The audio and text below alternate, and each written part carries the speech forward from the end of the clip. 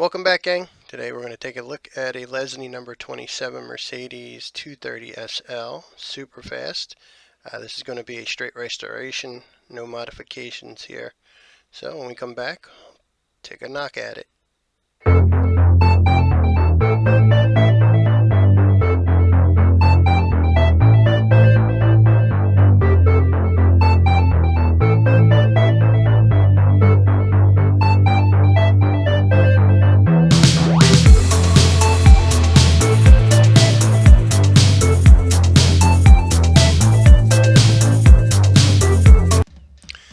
First produced in 1966 with regular wheels through 1969, and then in 1970 the Superfast was introduced. From 1966 to 1970 they were all white, and then in 1971 to the final year in 1972 they were yellow with the Superfast wheels. This is a German-based car. The original car had a hard top, a removable hard top with a canvas convertible top as well. This one here was pretty banged up, a lot of paint missing. Paint was yellow.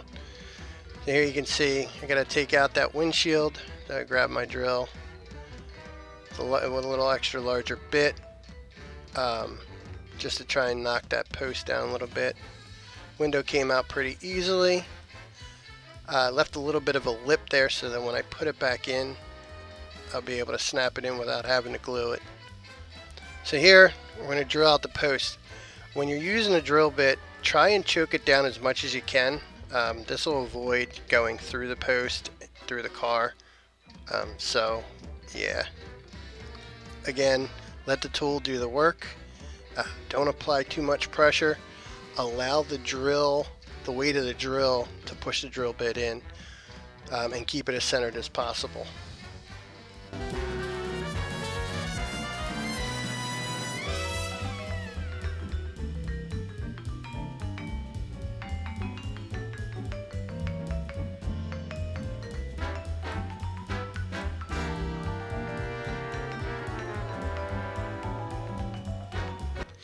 So here I'm getting ready to tap the posts. I use 2mm button head screws. Here you're going to see I'm applying some cutting fluid to the post just to help the tap along. It isn't really necessary. The metal, the Zamac on these cars isn't that hard, but still it just helps with the longevity of your tap when you're using some kind of fluid, WD-40, oil, anything.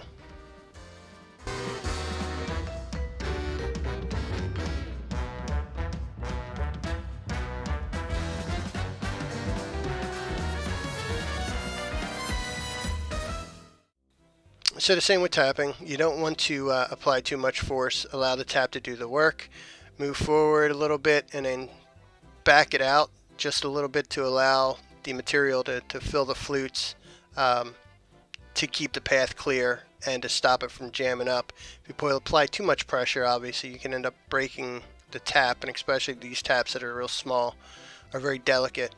So work it in, back it out a little bit, just make sure your tool stays clean.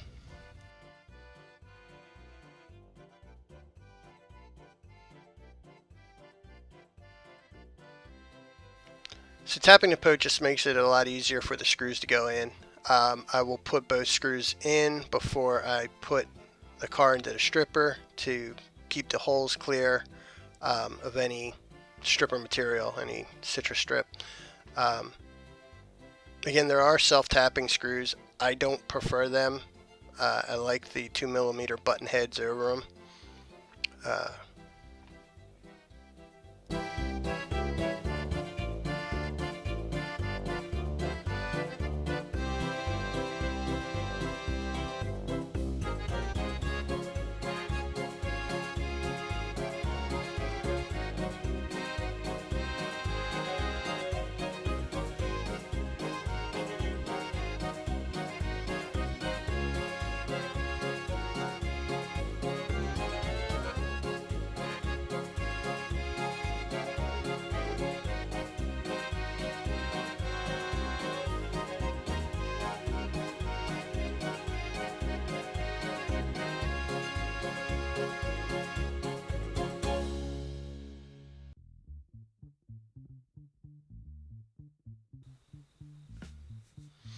So while the casting and the doors are in the citrus strip, I'll clean up the base here a little bit. Use lime away and water.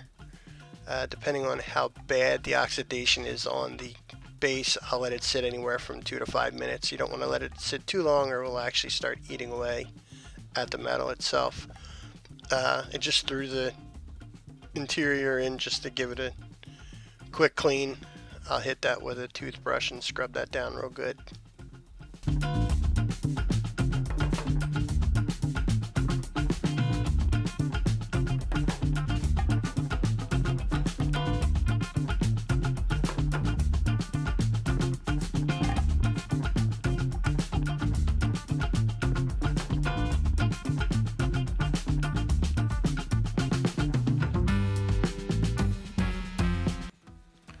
So after the base is soaked for a little while, I'll hit it with a brass wire brush just to knock down any oxidation that's left. Give it a little, brighten it up a little bit before I polish the base.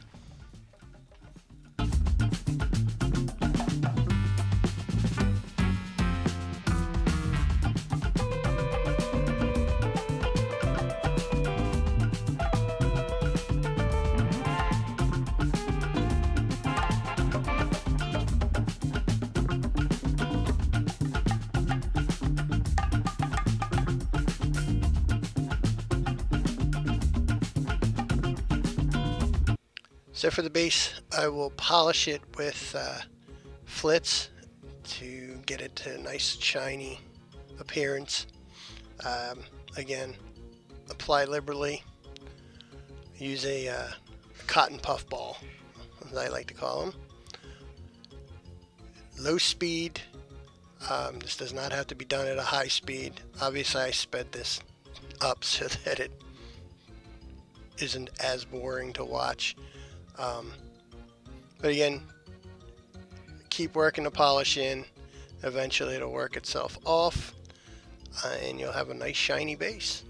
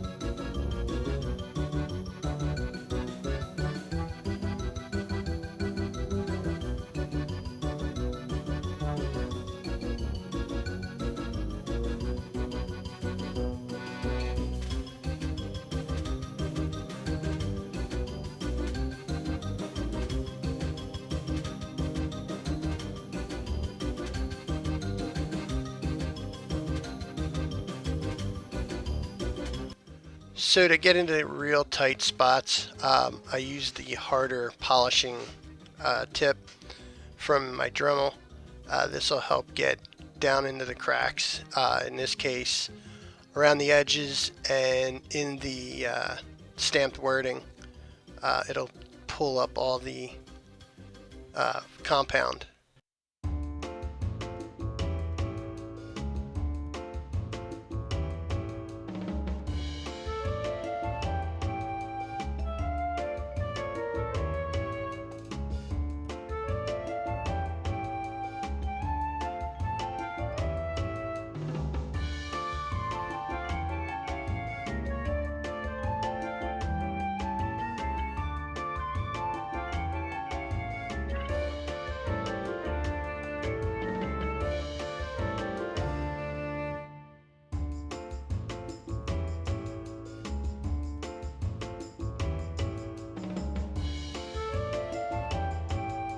So once the base is done being polished, I'll clean up any residue left over with Zep degreaser, available in most of your stores. I get mine at Lowe's. That's what works for me. I know there's other products out there that people use. This is what I like to use, and a soft cloth. I got a bag of 24 of them at Walmart, I think for like $5 or $10. So don't have to go real expensive on this stuff.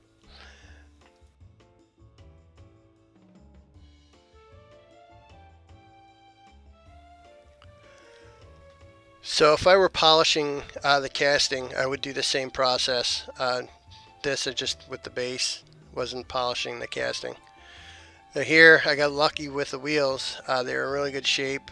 They didn't need rechroming. They just needed a little bit of a cleaning, so I'm just using some soapy water and a toothbrush. The axles had a tiny little bit of rust on them. I went and hit that with real fine sandpaper. So the casting is out of the stripper. Washed it with some soap and water and a toothbrush to get all the paint residue off. I typically end up with 100% paint removal with citrus strip. I don't let it sit long. Typically half hour, 45 minutes is enough. For the older castings with no tampos, Hot Wheels with heavy tampos, you kind of have to let them sit a little longer. The Hot Wheels Premiums, I tend to leave them sit overnight because they do seem to be clear coated. But again, hitting it real quick with some steel wool. This is triple aught or 000, depending on where you're from and how old you are.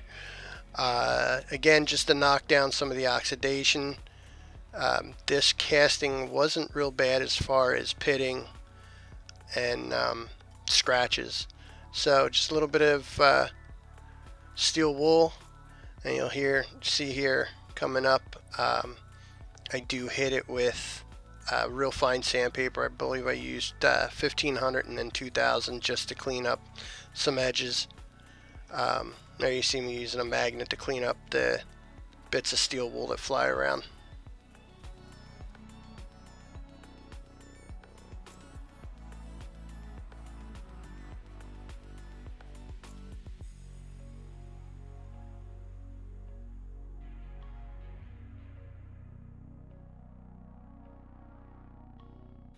So again, like I said before, when sanding, use light strokes. Don't apply too much pressure. You can actually remove features that you actually want to keep. The nice thing about the older Lesney models is their details are raised. They're actually casted into the body. You can see the hood. The line of the hood is raised, where with newer castings they're actually indented in. After it's sanded, I'll take it and spray it. I used Krylon Gloss White. If you guys made it this far, do me a favor. Make sure you hit the subscribe button, like and leave a comment so that I know you guys appreciate what we're doing here. So here she is, all ready to go, ready to be put back together. I was definitely happy with the results. I didn't have to chrome the wheels, didn't have to try and straighten axles. This was actually a pretty easy restoration. I think it took me a total of 2 days, 1 day just for the paint to dry. So here you go. That's what she looked like originally. Pretty pitted or paint chipped. Paint was yellowed. Just needed some TLC.